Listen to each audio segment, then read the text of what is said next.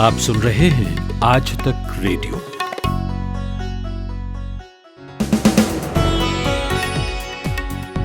बीस अगस्त है, शुक्रवार का दिन। इवनिंग न्यूज पॉडकास्ट दिन भर लेकर हाजिर हूं मैं, नितिन ठाकुर। आज बात करने वाले हैं हम दो कोरोना वैक्सीन की। एक वो है जिसे इमरजेंसी यूज की मंजूरी मिल गई है और दूसरी वो है जिसे बच्चे ले सकते हैं। इसके लिए ट्रायल होने वाला है। साथ ही बताएंगे कि किन देशों में कोरोना लौट आया है, अफगानिस्तान के संकट पर यूएन क्यों चुप है और सुरक्षा परिषद के पास क्या ऑप्शंस हैं, ये एक्सपर्ट से समझेंगे। इसके बाद यूपी की बात, जहां योगी मंत्रिमंडल में कुछ नए चेहरे शामिल हो सकते हैं। कौन होंगे ये और बीजेपी उनसे क्या साधेगी, जानेंगे। और आखिर में आपके लिए अच्छी खबर आई है बैंक से। यदि आप लॉकर की सुविधा का लाभ उठाते रहे हैं या उठाना चाहते हैं तो जरूर सुनिएगा। शुरू करते हैं हेडलाइंस से। प्रतीक बाग हमारे लाए हैं। प्रधानमंत्री नरेंद्र मोदी ने आज सोमनाथ मंदिर में कई प्रोजेक्ट्स की शुरुआत की। इस मौके पर पीएम मोदी ने कहा कि आस्था को आतंक से कुचला नहीं जा सकता। आतंक के बलबूते साम्राज्य खड़ा करने वाली शक्तियां कुछ समय के लिए भले ही खड़े हो जाएं, लेकिन उनका अस्तित्व स्थायी नहीं हो सकता। केंद्र सरकार ने दिव्यांगों को नौकरी में मिलने वाला 4% आरक्षण का कोटा हटा दिया है। इस एक्ट के तहत दिव्यांगजनों को पुलिस बल, रेलवे सुरक्षा बल जैसी इकाइयों में नियुक्तियां मिलती थी, जो अब खत्म कर दी गई है। दिल्ली सरकार ने महामारी में अपने माता पिता को खोने वाले बच्चों को फ्री एजुकेशन देने का ऐलान किया है। यह सुविधा उन अनाथ बच्चों को मिलेगी जिन्होंने पिछले साल मार्च के बाद माता या पिता को खोया है। कांग्रेस की अंतरिम अध्यक्ष सोनिया गांधी ने आज विपक्षी दलों के नेताओं के साथ की गई बैठक में बीजेपी के खिलाफ एकजुट होने की अपील की। उन्होंने कहा कि सिर्फ संसद में ही नहीं बल्कि बाहर भी विपक्षी दलों को एकजुट होना चाहिए।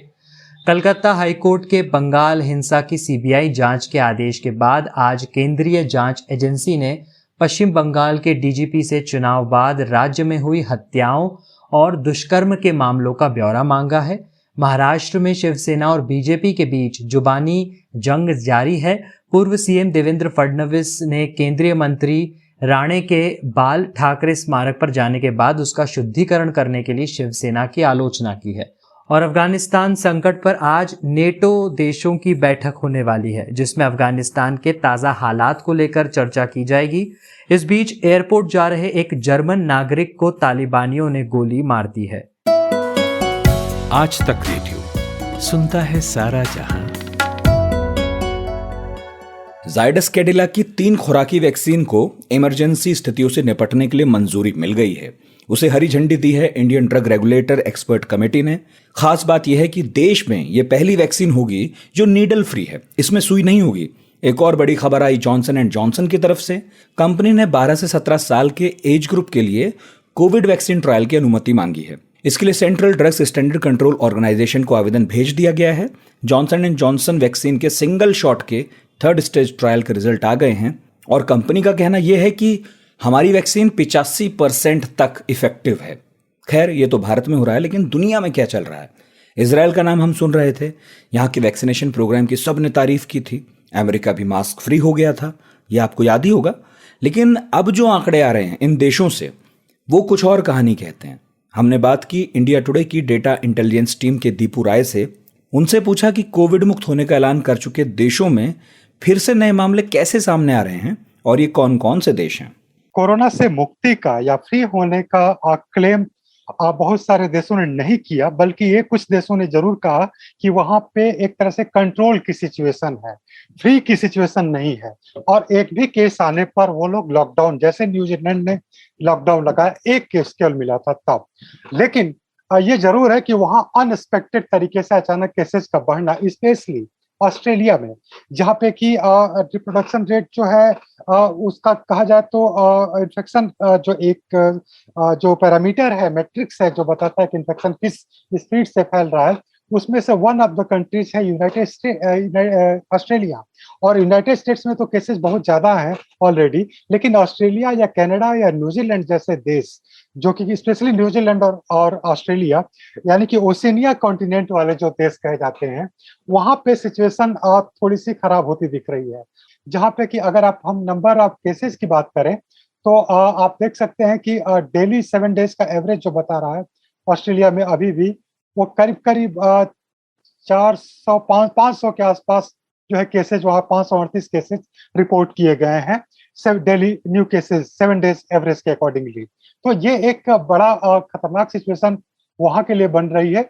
अगर आप 5 दिन का एवरेज भी ले लास्ट, यानी कि 14 अगस्त से 19 अगस्त के बीच का, जो कि एक बड़ा अच्छा ट्रेंड मिल जाता है, तो वहां आप देखिए कि करीब करीब 3131 केसेस रिपोर्ट किए गए हैं इन 5 दिनों के भीतर एडिशन हुए हैं। आज जो एक दिन का 24 घंटे का वो 538 है, लेकिन अगर 5 दिन का 5 डेज का एवरेज लेके तो करीब 3131 केसेस इस दौरान रिपोर्ट किए गए हैं। और इसी दौरान 18 लोगों की एक्स्ट्रा डेथ हुई है। टोटल 976 लोगों की डेथ हुई है वहां पे ऑस्ट्रेलिया में। और अगर आप थोड़ा सा डिटेल और जाए तो, लेकिन फैटेलिटी रेट जो है, यानी कि डेथ होने की जो रेट है इन्फेक्टेड लोगों की, वो काफी मतलब ज्यादा मानी जाएगी कंपेयर टू इंडिया या बाकी कंट्रीज के। 2.3% है फैटेलिटी रेट। तो ऑस्ट्रेलिया में ये सिचुएशन वाकई उनके रिलेटेड टर्म में, जहाँ पे कि केसेस बहुत कम आ रहे थे, अचानक इस तरह से बढ़ना एक बड़ा एक तरह से कहा जाए कि उनके लिए चैलेंज बनता जा रहा है। दीपू, आंकड़े तो चिंता बढ़ाने वाले हैं, लेकिन वजह क्या है? क्योंकि बड़े लेवल पर वैक्सीनेशन हुआ था यहाँ, फिर केस क्यों बढ़े और सरकार क्या कह रही है अब? देखिए, नो डाउट ऑस्ट्रेलिया हो या इवन इजराइल, सबसे पिकुलियर, जहाँ पे की सिचुएशन काफी खराब होती जा रही है लास्ट 1 वीक से। और वहां पे सिचुएशन अभी यह है कि करीब करीब सबसे पहले जो देशों ने वैक्सीनेशन शुरू किया था 19 दिसंबर के आसपास, वहां पे इजराइल था वो कंट्रीज, और बाकी कुछ और कंट्रीज भी स्टार्ट किए थे। लेकिन आज जो कि 60% फुली वैक्सीनेटेड वहां पे पॉपुलेशन है, टोटल पॉपुलेशन की मैं बात कर रहा हूँ। एलिजिबल पॉपुलेशन तो अगर बात करें 12 साल से ऊपर की, तो वो करीब 70% के अराउंड पड़ता है इजराइल का। लेकिन अगर फुली पॉपुलेशन की बात करें, टोटल 12 साल से नीचे वालों को भी ले, तो करीब करीब टोटल पॉपुलेशन का कौन सा हिस्सा है, यानी कि 60% हिस्सा वैक्सीनेटेड है। तो वहां पे सिचुएशन काफी खराब होती जा रही है।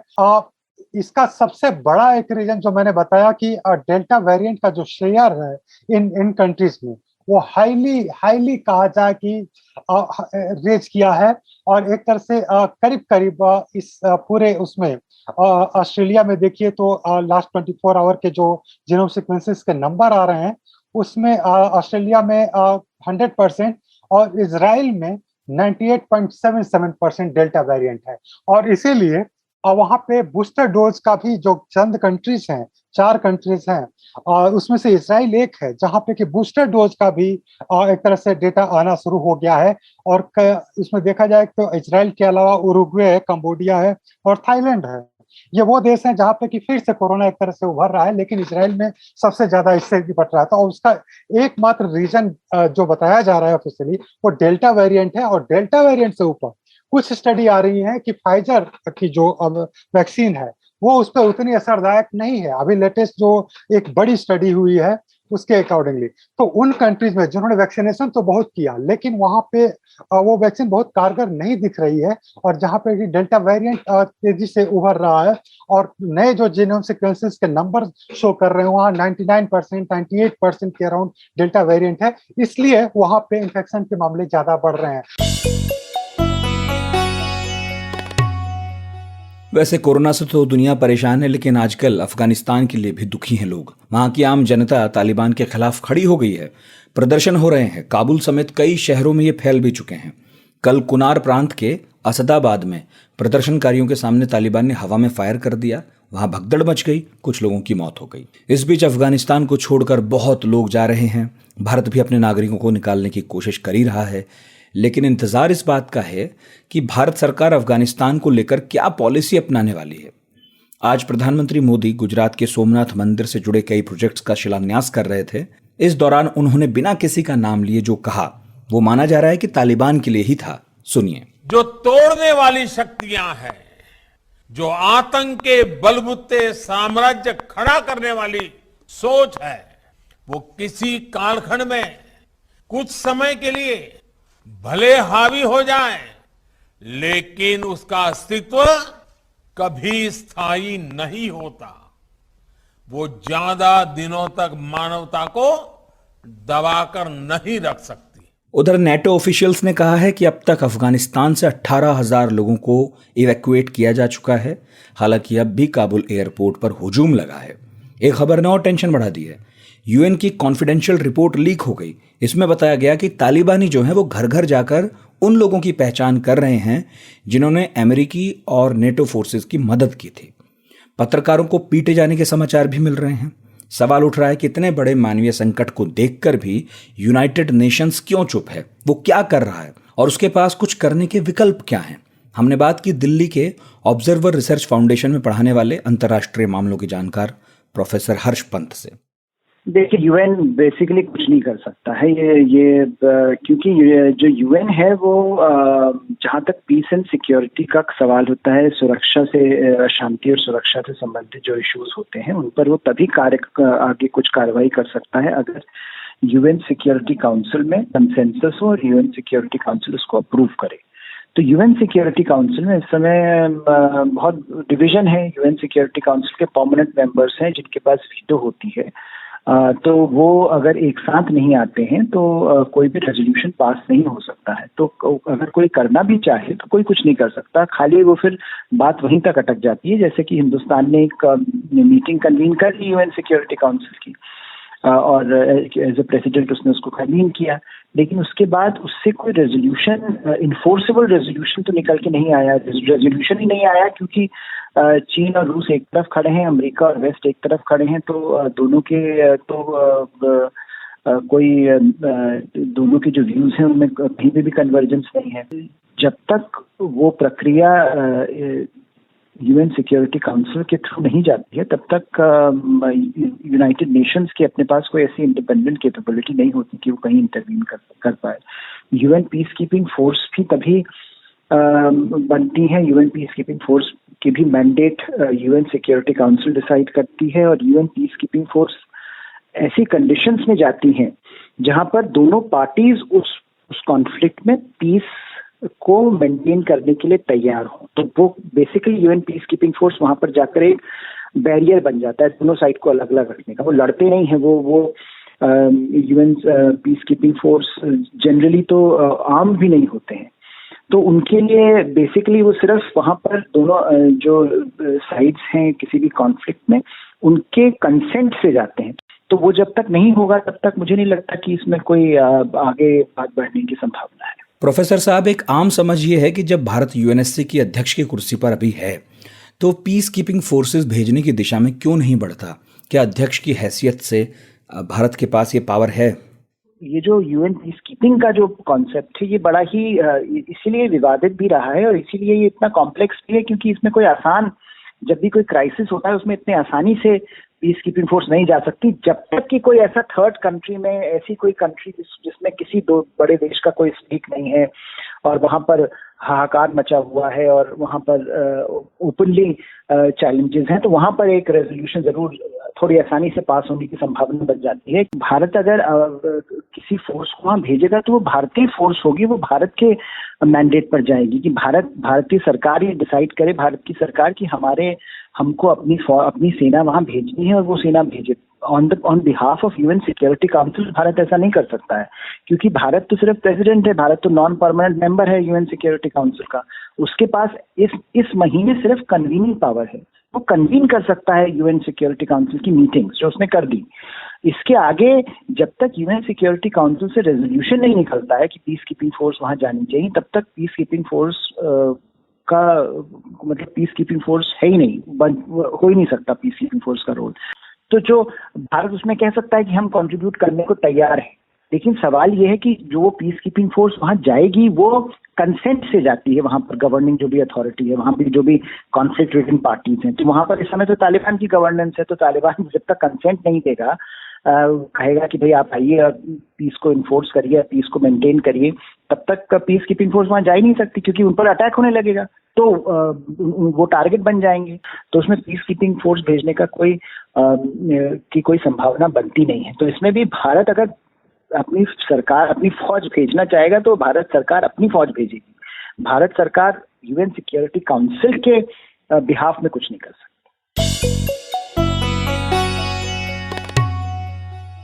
अच्छा, ये बात आपने दसियों बार सुनी होगी कि दिल्ली का रास्ता लखनऊ से होकर जाता है। 2017 में जब यूपी में बीजेपी ने 403 में से 325 सीटें जीती थी तो पक्का हो गया था कि 2019 में एनडीए लौट रहा है। हुआ भी ऐसे ही। अभी पिछले दिनों यूपी को ही लेकर बीजेपी के बड़े नेताओं, आरएसएस से जुड़े लोगों और प्रधानमंत्री, मुख्यमंत्री, गृहमंत्री के बीच बैठकों का लंबा दौर चला। कहा यह गया कि तैयारी 22 की नहीं है, 24 के आम चुनाव की है। अब तो सिर्फ 6 महीने रह गए हैं यूपी में विधानसभा चुनाव के। ऐसे में सारी पार्टियां पूरे जोर शोर से लगी हैं और इसी कड़ी में सत्तारूढ़ भाजपा जो है वो मंत्रिमंडल विस्तार करके हर वर्ग और क्षेत्र को संतुष्ट करना चाहती है। बीजेपी के राष्ट्रीय अध्यक्ष जेपी नड्डा, केंद्रीय गृह मंत्री अमित शाह और बीएल संतोष से दिल्ली में कल मुख्यमंत्री योगी आदित्यनाथ, प्रदेश अध्यक्ष स्वतंत्र देव सिंह और प्रदेश संगठन महामंत्री सुनील बंसल की बैठक हुई। इसमें कैबिनेट विस्तार और नए मंत्रियों के नाम को लेकर मुहर लगी। कौन से नाम हैं जिनके साथ मंत्री जुड़ेगा और कौन अभी वेटिंग लिस्ट में बरकरार हैं, ये हमने पूछा आज तक रेडियो रिपोर्टर हिमांशु मिश्रा से, जो बीजेपी की हलचल कवर कर रहे हैं। देखिए, मैं आपको बता दूं कि उत्तर प्रदेश के अंदर जो कैबिनेट विस्तार होने जा रहा है उसमें संजय निषाद, जितिन प्रसाद, लक्ष्मीकांत वाजपेयी, विद्या सोनकर जो है इनको मंत्री बनाया जा सकता है। कुछ और नामों पे अभी चर्चा चल रही है। नरेश अग्रवाल हैं, उनके बेटे हैं नितिन अग्रवाल, उनको भी वेटिंग लिस्ट में डाला गया है। लेकिन इन चारों लोगों को अगर जो नए मंत्री बनाए जाएंगे, कुछ विधायक हो सकते हैं या फिर उनको विधान परिषद के द्वारा मनोनीत करके जो है वो मंत्रिमंडल में शामिल किया जाएगा। संजय निषाद जो निषाद पार्टी के हैं, उनको भी जो है विधान परिषद का सदस्य बनाया जाएगा। जितिन प्रसाद जो कांग्रेस से आए हैं, ब्राह्मण के बहुत बड़े चेहरे हैं, उनको मंत्री बनाया जा सकता है। लक्ष्मीकांत वाजपेयी हैं, पूर्व में प्रदेश अध्यक्ष रहे हैं, पार्टी के एक बड़े नाम हैं, ब्राह्मण चेहरा है पार्टी का, उनको जो है मंत्री बनाया जाएगा। वो भी विधान परिषद के जरिए आएंगे क्योंकि 4 विधान परिषद के जो जगह हैं वो खाली हो रही हैं और इन चारों नेताओं को विधान परिषद के द्वारा लाया जाएगा सदन के अंदर और फिर इनको मंत्री बनाया जाएगा। हिमांशु, इन नामों के बहाने किस तरह समीकरण साधने की कोशिश होगी और इन नेताओं का लोगों में कैसा प्रभाव है? सबसे इंपॉर्टेंट बात तो यही है। देखिए, मैं आपको बता दूं कि जो नए मंत्री बनाए जाएंगे उसमें कास्ट कॉम्बिनेशन को बहुत ध्यान में रखा जाएगा, यानी कि कह सकते हैं सोशल इंजीनियरिंग, उसका ध्यान रखकर ही योगी सरकार के मंत्रिमंडल का विस्तार होगा। जितिन प्रसाद कांग्रेस से आए हैं, एक ब्राह्मण चेहरे के रूप में उनको पार्टी में शामिल कराया गया है। लक्ष्मीकांत वाजपेयी पूर्व प्रदेश अध्यक्ष हैं, बड़ा पार्टी के अंदर ब्राह्मण चेहरा है। संजय निषाद पार्टी से हैं, उनको मंत्री बनाया जाएगा क्योंकि निषादों की एक बहुत बड़ी संख्या, एक बहुत बड़ा वोट बैंक है उत्तर प्रदेश में। विद्या सोनकर एससी समाज से आते हैं और क्योंकि एससी समाज को साधना है तो ऐसे में सोशल इंजीनियरिंग का ध्यान रखा जा रहा है। एक तरीके से कहा जा सकता है कि जितने मंत्री बनाए जा रहे हैं उनमें से 2 मंत्री जो है, जो परसेंटेज के तौर पे देखा जाए मंत्रिमंडल के विस्तार में, तो ब्राह्मण चेहरे हैं। ये माना जा रहा है कि योगी सरकार में ब्राह्मण नाराज है, उन ब्राह्मणों को साधने के लिए जो है लक्ष्मीकांत वाजपेयी और जतिन प्रसाद को लाया जा रहा है। नॉन यादव ओबीसी के लिए सरकार पहले से काम कर रही है। केंद्र में भी आप देखिए, मेडिकल एडमिशन हो, नीट के एग्जाम हो, साथ ही साथ ये कहें कि ओबीसी के लिए स्टेट्स ओबीसी लिस्ट बना सकें, इसके लिए सेंटर ने अभी जो है कानून पास किया था दोनों सदनों से, लोकसभा राज्यसभा से, और ओबीसी के नए चेहरे के तौर पर जो है पार्टी संजय निषाद को आगे बढ़ा रही है। और संजय निषाद ने कल योगी आदित्यनाथ, गृह मंत्री अमित शाह, जेपी नड्डा से मुलाकात की थी। उस वक्त स्वतंत्र देव सिंह भी थे जो प्रदेश अध्यक्ष हैं और सुनील बंसल जो संगठन मंत्री हैं वो भी वहां थे। तो एक तरीके से कहा जा सकता है कि निषाद एक बहुत बड़ा वोट बैंक है, उसको साधने के लिए। दूसरी तरफ मायावती के काउंटर एससी वोटों को रिझाने के लिए जो है विद्या सोनकर को मंत्री बनाया जा सकता है। अच्छा, एक सवाल मेरा जेडीयू से जुड़ा है। बिहार में ही भाजपा और जेडीयू के बीच खटपट की खबरें आ रही हैं। ऐसे में जो कयास लग रहे हैं कि दोनों पार्टियां यूपी की कुछ विधानसभा सीटों पर तालमेल बैठा सकती हैं, ये कैसे मुमकिन होगा? देखिए, ये जरूर है कि पिछले कुछ दिनों में गृह मंत्री अमित शाह से जेडीयू के कुछ लोगों ने मुलाकात की थी। उन्होंने ये मांग की थी कि आने वाले उत्तर प्रदेश चुनाव के अंदर जेडीयू भी वहां से चुनाव लड़ना चाहती है। अगर वो एनडीए के साथ रह के लड़ेंगे तो फायदा होगा, क्योंकि बिहार से लगते हुए जो क्षेत्र हैं, जो कोरी और कुर्मी वोट बैंक है, उसके लिए एक बहुत क्योंकि जेडीयू का वोट बैंक कोरी और कुर्मी का है, ऐसे में उत्तर प्रदेश से लगी हुई जो सीटें हैं उनमें बहुत फायदा बीजेपी को होगा अगर कुछ सीटें जेडीयू को ऑफर की जाए। तो जेडीयू की तरफ से जो है 20 से 25 सीटों की डिमांड की गई है। ये तो नहीं होगा कि 20 से 25 सीटें जो हैं जेडीयू को दी जाएंगी, लेकिन इतना जरूर है कि एक अलायंस करने की कोशिश की जा रही है दोनों पार्टियों की तरफ से, क्योंकि ये बात बीजेपी भी जानती है कि कोरी और कुर्मी नॉन यादव ओबीसी है और नॉन यादव ओबीसी के ऊपर पूरी यूपी की स्ट्रेटेजी बनाई जा रही है बीजेपी की, क्योंकि बीजेपी का जो कोर वोटर है वो ठाकुर और ब्राह्मण तो है ही है, उसके साथ साथ नॉन यादव ओबीसी को साधने की कोशिश है। उसमें कोरी और कुर्मी जो जेडीयू का वोट बैंक है अगर वो भी साथ आता है तो एक बहुत बड़ा फायदा जो है वो बीजेपी को होगा। आप देखिए अपना दल जो कुर्मी वोटर्स की है, अनुप्रिया पटेल जिस पार्टी के अध्यक्ष है अपना दल की, उनका भी वोट बैंक जो है वो कुर्मी है। ऐसे में बीजेपी की बहुत कोशिश रहेगी कि जो जेडीयू का से समर्थित यूपी के अंदर वोट है बिहार बेल्ट पर, उसका फायदा जो है बीजेपी को विधानसभा चुनाव में मिले, और इसीलिए ये तालमेल की कोशिश जो है दोनों तरफ से की जा रही है। और यदि आपका सामान भी बैंक लॉकर में जमा है और आपको चिंता सताती है कि लॉकर से अगर कुछ गायब हो गया तो बैंक हर जाने से पल्ला झाड़ लेगा, फिर क्या होगा, तो यह खबर बिल्कुल आपके काम की है। आरबीआई ने बैंक लॉकर में सामान रखने वाले ग्राहकों के लिए अच्छी खबर सुनाई है। कहा है कि यदि किसी बैंक में आग, चोरी, सेंधमारी, डकैती की वजह से लॉकर का सामान गायब होता है तो बैंक को उस लॉकर के किराए के 100 गुना तक हर्जाना देना होगा। ये नियम 1 जनवरी 2022 से लागू हो जाएगा।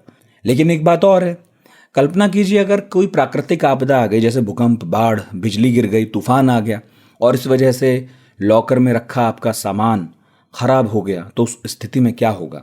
ये हमने पूछा इंडिया टुडे टीवी के national affairs editor Rahul Shrivastava से। ये इसमें लॉकर फैसिलिटी जो बैंक प्रोवाइड करते हैं उसमें कस्टमर्स के लिए जो बैंक अकाउंट जो कि धारक हैं लॉकर के बैंकों में, उनके लिए सबसे बड़ा जो प्रोविजन आया है कि जितना भी बैंक चार्ज कर रहे हैं वार्षिक रेंट, किराया, उस लॉकर के लिए उस लॉकर के किराए का, वार्षिक किराए का 100 गुना तक का हर्जाना बैंकों को देना होगा। बैंक धारक जो अकाउंट जिसने लॉकर को किराए पे लिया हुआ है, यानी अगर मान लीजिए कोई बैंक उदाहरण के तौर पे 6,000 रुपया तक चार्ज कर रहा है, जैसे कुछ प्राइवेट बैंक अभी छोटे लॉकर्स के लिए 6,000 रुपए वार्षिक लेते हैं किराया, तो यानी करीब 6 लाख रुपए तक की उसके अंदर एक तरह की चोरी, बर्गलरी, डकैती या ऐसी कोई चीज होगी या आग लग जाती है तो उस पे बैंक वाले को देना होगा। और ये जो कानून है ये 1 जनवरी 2022 से आ जाता है। इसके अलावा बैंकों को ये भी कहा, जो बात कही गई है कि जो प्राकृतिक आपदाएं हैं उस पर बैंक की लायबिलिटी नहीं होगी, लेकिन बैंकों के लिए ये बात निहित करी गई है आरबीआई के द्वारा कि लॉकर किस तरह के बनेंगे। ऐसा नहीं हो सकता कि लॉकर आप ऐसे कमजोर बनाएं कि हल्की बाढ़ आ जाए तो बह जाए या हल्का कुछ भूकंप आए तो गिर जाए और सामान के बारे में बैंकों की लायबिलिटी ना हो। तो एक दिशा निर्देशन बनेगा कि किस तरह से कोई लॉकर हो जो कि प्राकृतिक आपदा को झेल सके, ऐसे लॉकर बनने होंगे।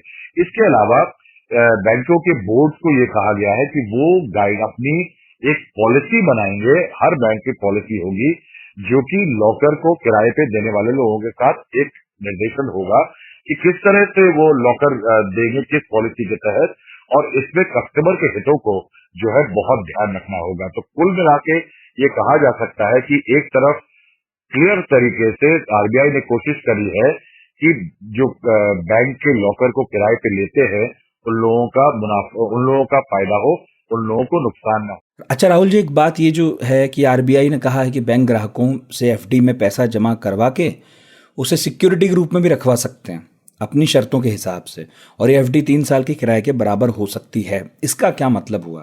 देखिए, कई जगह पे बैंकों को ये लगने हो रहा था कि लोग उसके बैंक के लॉकर के अंदर अपना सामान रखने के बाद किराया नहीं देते थे और उसके कारण बैंकों को नुकसान होता था। इसको देखते हुए रिजर्व बैंक ऑफ इंडिया ने कहा है कि बैंक अब 3 साल तक का किराया किसी कस्टमर से एक फिक्स डिपॉजिट के रूप में ले सकते हैं कि आप पहले से उसको अग्रणी पेमेंट करें।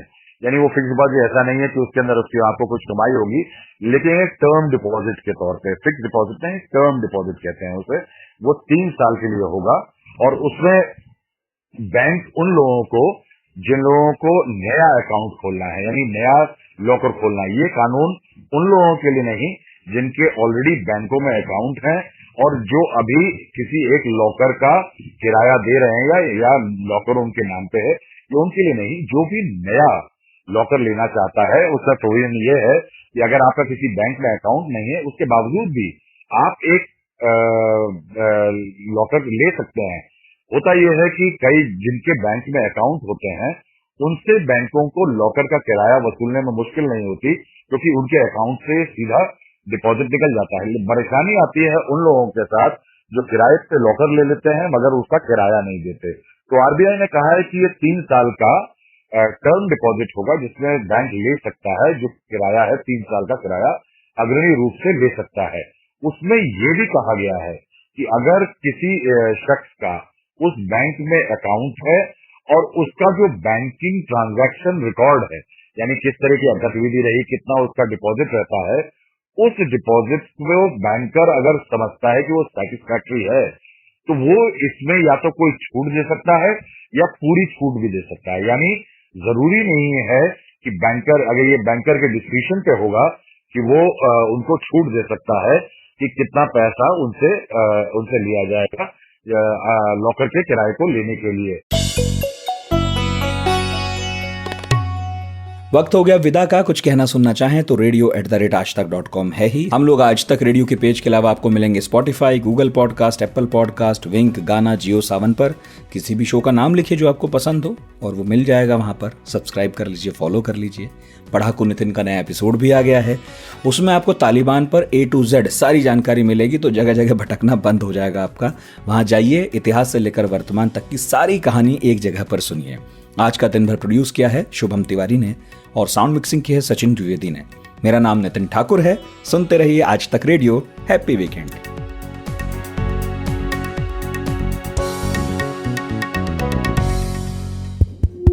अपार हर्ष के साथ सभी सुनने वालों को सूचित किया जाता है कि वॉइस नोट में, आवाज में अपना रिएक्शन भेजना चाहते हैं और वो आसान भी है, बस बटन दबाइए, भेजिए।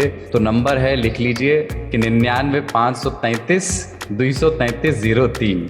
जो लोग दूरदर्शन के अभ्यस्त हैं उनके लिए मैं पढ़ दूं इसको, 99533233 03 गुमशुदा तलाश केंद्र। लेकिन ठीक है, इसमें मतलब 3 ताल का जो नंबर आपने बताया है उसमें 5 बार 3 आया है, तो याद तो बाकी 5 ही करने हैं। हाँ तीन की भरमार है इसमें। हाँ, 3 साल में 3 की भरमार होनी भी चाहिए।